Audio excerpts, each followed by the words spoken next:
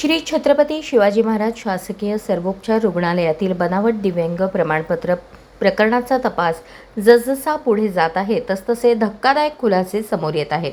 आतापर्यंत 8 जणांनी बनावट दिव्यांग प्रमाणपत्रे मिळवल्याचे स्पष्ट झाले असून आणखी 17 प्रमाणपत्रे संशयास्पद आढळली आहेत। त्यामुळे एकूण 25 जणांची कागदपत्रे पोलिसांच्या रडारवर आली आहेत। या प्रकरणातील संशयितांना आवश्यक वैद्यकीय तपासणी न करताच दिव्यांग प्रमाणपत्रे देण्यात आल्याचा प्राथमिक तपासातून संशय आहे।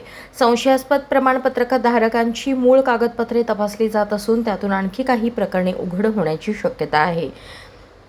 या प्रकरणात आतापर्यंत 25 जणांना दिव्यांग नसतानाही प्रमाणपत्रे देण्यात आल्याचे तपासातून समोर आले आहे। त्यामुळे सोलापूर सिव्हिलमधील मागील 1.5 वर्षातील दिव्यांग प्रमाणपत्रांच्या वितरणाची चौकशी अधिक व्यापक होण्याची शक्यता आहे।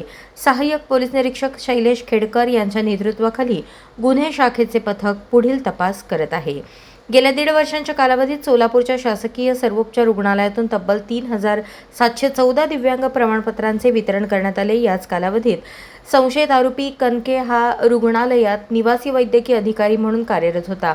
त्यामुळे त्याच्या कार्यकाळातील प्रमाणपत्रांचीही पोलिसांकडून बारकाईने छाननी केली जात आहे। बनावट प्रमाणपत्रांचा शोध घेण्यासाठी रुग्णालयाचे अधिष्ठाता डॉक्टर ऋत्विक जयकर यांनी त्रिस्तरीय समिती नियुक्त केली आहे। समितीच्या तपासणीत आणखी 4 प्रमाणपत्रे संशयास्पद आढळली असून सोमवारी त्याबाबतची माहिती शहर गुन्हे शाखेला देण्यात आली। प्रमाणपत्रांच्या माध्यमातून शासकीय सवलती, नोकरी अथवा अन्य लाभ मिळवण्याचा प्रयत्न झाला आहे का याचाही तपास पोलिसांकडून केला जात आहे। प्रमाणपत्रे तयार करण्याच्या प्रक्रियेत आणखी कोणाचा सहभाग आहे का याचा शोधही सुरू आहे। अशाच नवनवीन अपडेटसाठी जनता राज्य न्यूज चॅनलला सबस्क्राईब करा, लाईक करा आणि शेअर करायला विसरू नका।